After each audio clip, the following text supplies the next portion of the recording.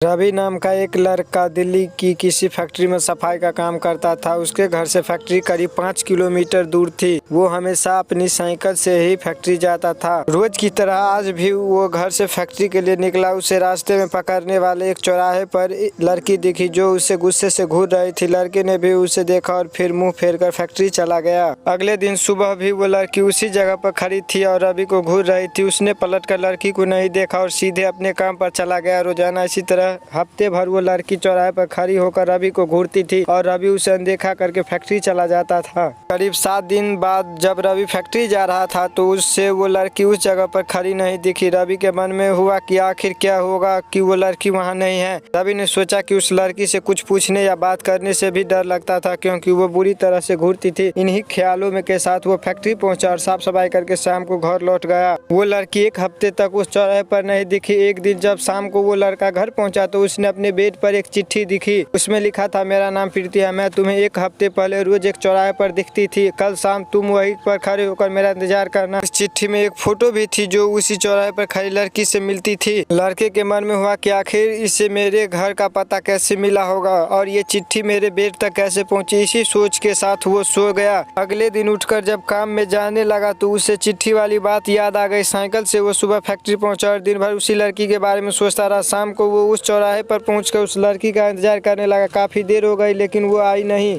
रवि इंतजार करके थक गया, इसलिए वो घर की ओर निकल गया। घर पहुंचते ही उसने सोचा कि क्यों न चिट्ठी पर लिखे हुए पते पर जाकर ही उस लड़की से मिल लिया जाए। रात होने को थी इसलिए उसने सुबह सुबह उस लड़की के घर जाने की सोची। सुबह होते ही जल्दी तैयार होकर रवि चिट्ठी पर लिखे पते पर पहुंच गया। वहां जाकर जब उसने घर की घंटी बजाई तो एक आदमी बाहर आया। उससे रवि ने कहा कि मुझे प्रीति से मिलना है। यह सुनते ही वो व्यक्ति चौंक गया। जवाब में उसने पूछा, क्या प्रीति से मिलना है? उसे मरे हुए तो 2 महीने हो गए, तुम्हें अब उससे क्या काम याद आ गया? यह सुनते ही रवि के होश उड़ गए। डर के मारे शरीर कांपने लगा। किसी तरह खुद को संभाल कर रवि घर पहुंचा और चिट्ठी को जला दिया। उसके मन में कई तरह के सवाल उठने लगे। उसने सोचा कि वो लड़की जो मुझे रोज दिखती थी वो भूत थी। मुझे एक भूत ने चिट्ठी भेजी थी। यही सोचकर वो घर में दुबक कर बैठ गया। उस दिन से रवि न रास्ते में किसी को देखता था और न किसी की अनजान इंसान के बारे में सोचता था। सीख, किसी अनजान इंसान के बारे में सोचना नहीं चाहिए और बिना किसी व्यक्ति के सही जानकारी के उसके घर तो बिल्कुल नहीं जाना चाहिए।